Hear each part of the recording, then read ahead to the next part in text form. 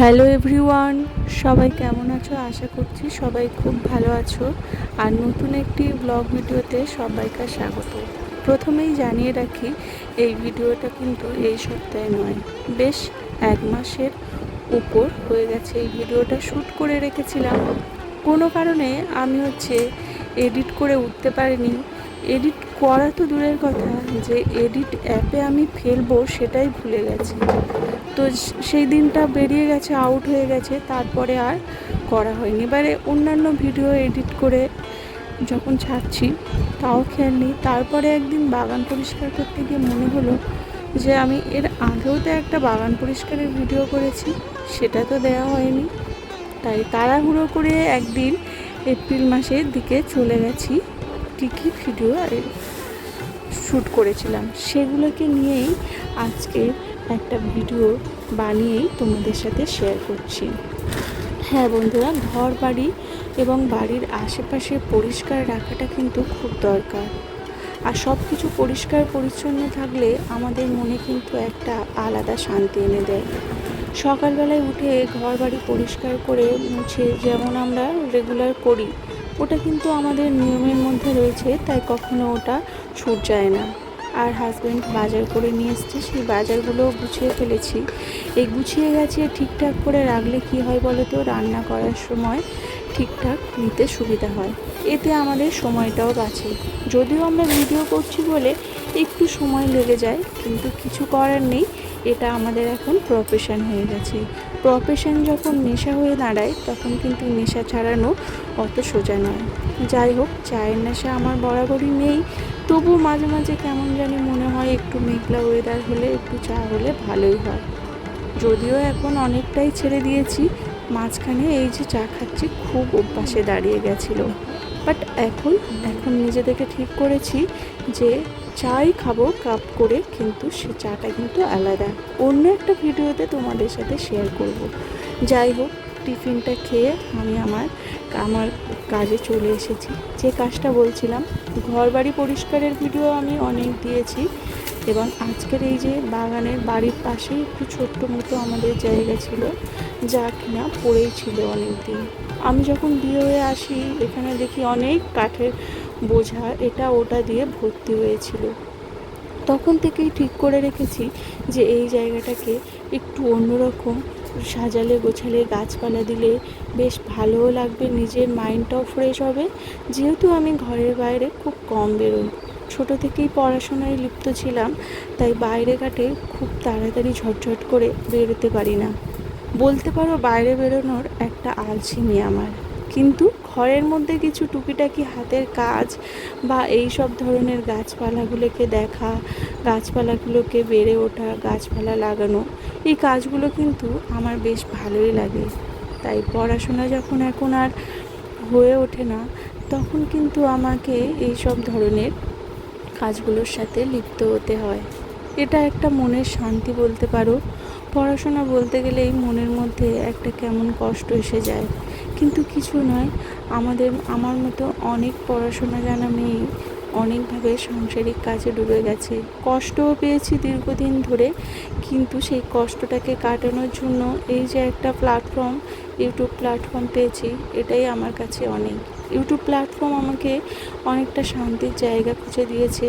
এই ইউটিউব প্ল্যাটফর্মের মাধ্যমে আমার পড়াশোনাও যেমন অনেকটা এগিয়ে গেছিলো, সেই রকম আমার লাইফস্টাইলটাকেও সুন্দর করে গুছিয়ে দিয়েছে।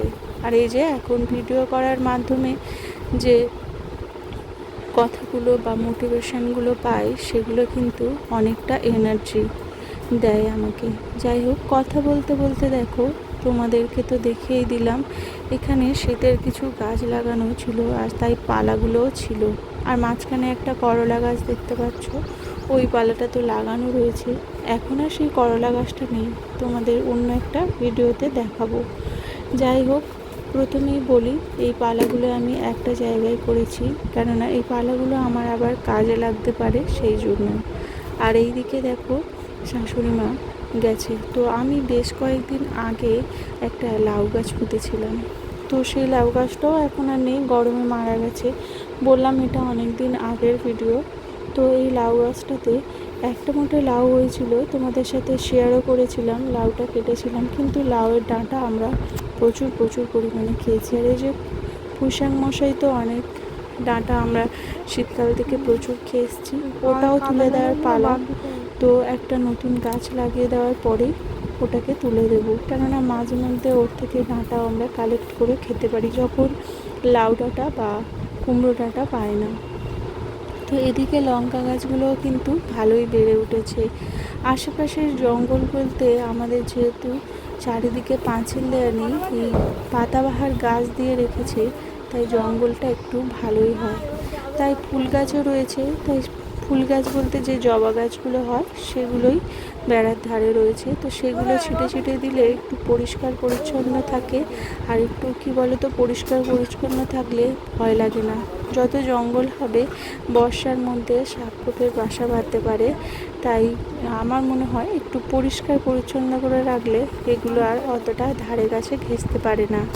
আর এই যে এইখানে ডুমুর গাছগুলো, এগুলো কাটার পরে আবার প্রচুর চুলকেছিল।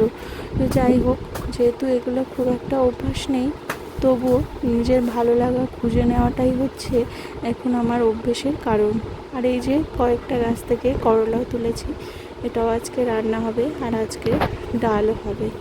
তো রান্নার ব্যাপারটা পরে শেয়ার করছি, ওগুলো জোগাড় করে নিয়েছি। তারপরে এদিকে আবারও চলে এসেছি।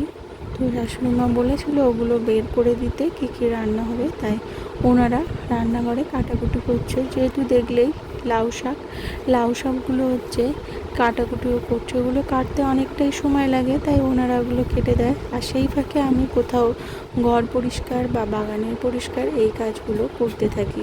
দেখতে দেখতে দেখো আমি বাগানের অনেক ঘাসটাই পরিষ্কার করে ফেলেছি। যখন অনেক ঘাস ছিল তখন ভাবি কী করে এই ঘাসগুলো পরিষ্কার করব।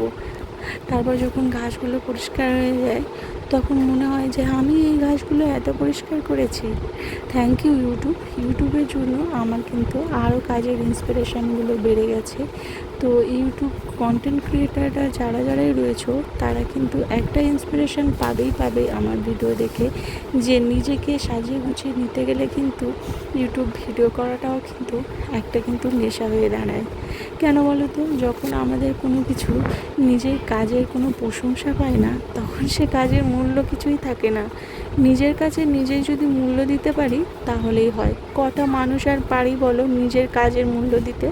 তাই যখন একটা কিছুর মাধ্যমে যখন নিজের কাজের মূল্যটা প্রকাশ পাওয়ার জন্য রয়েছে, সবসময় তো পারিপার্শ্বিক কোনো মানুষ তোমাকে প্রশংসা করতে পারবে না বা করতে চাইবেও না। নিজের বাবা মা ছাড়া কতজন মানুষ তোমাকে প্রশংসা করতে পারে? তোমার সামান্য কাজেও তোমাকে প্রচুর প্রশংসা দেবে বাবা মারা, আর দেবে তোমার প্রিয় মানুষরা। আর আমার প্রিয় মানুষ হচ্ছে তোমরা। যাই হোক, ভালোবাসার টানেই ভিডিও এখনও বানিয়ে চলেছি। অনেক দিন থেকেই ভিডিও বানাচ্ছি, কিন্তু প্রফেশনালিভাবে আমার ভিডিও বানানো হয় না। ভালো লাগার কারণেই যতটুকু পারি ভিডিও বানাই। এই যে দেখো, ঘাস আমি ছিঁড়ে উঠতে পারিনি, খুব বেশি ভালোভাবে ক্লিন করতে পারিনি। তো যাই হোক, যতটা পেরেছি আমি চেষ্টা করেছি। সব সময় যে সব কাজে সবাই পারদর্শী হবে তা নয়, আমি চেষ্টা করি একটা কাজ যখন ছেড়ে যায় কোনো একটা কাজকে আঁকলে ধরতে। আর এদিকে দেখো, আমার মেয়েকে ঠাকুর ঘরে বসিয়ে দিয়েছি, মানে ওকে জোর করতে হয়নি। আমি ঠাকুর ঘরে আসাতে স্নান টান সেরে নিয়ে ও বললো, মা আমি তোমার সাথে পূজা দেবো।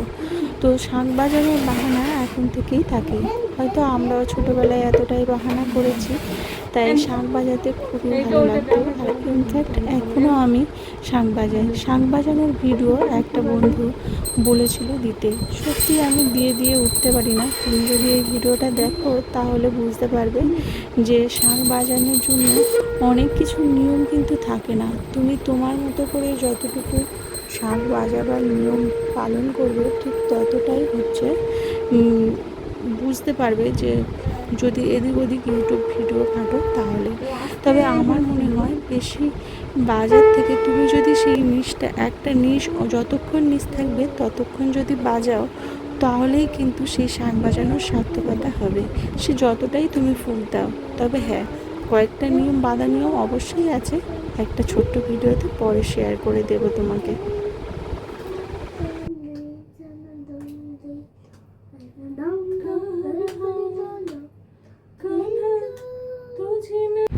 ভিডিও শেষের দিকে এসে তোমাদেরকে একটা কথা বলতে চাই, ঘর বাড়ির আশেপাশগুলো যখন পরিষ্কার করি তখন অনেক কষ্ট হয়। সকালে যখন ভাবি কী করে এগুলো পরিষ্কার করবো, তারপরে যখন আস্তে আস্তে পরিষ্কার করে ফেলি তখন মনে এত এনার্জি লাগে না প্রতি সপ্তাহে আমি এই কাজটা করবো, তাহলে আমার ঘর বাড়ি সবসময় পরিষ্কার থাকবে আর বেশি ঘন ঘন পরিষ্কার করতেও লাগবে না। তো আজকের পর্যন্ত টাটা।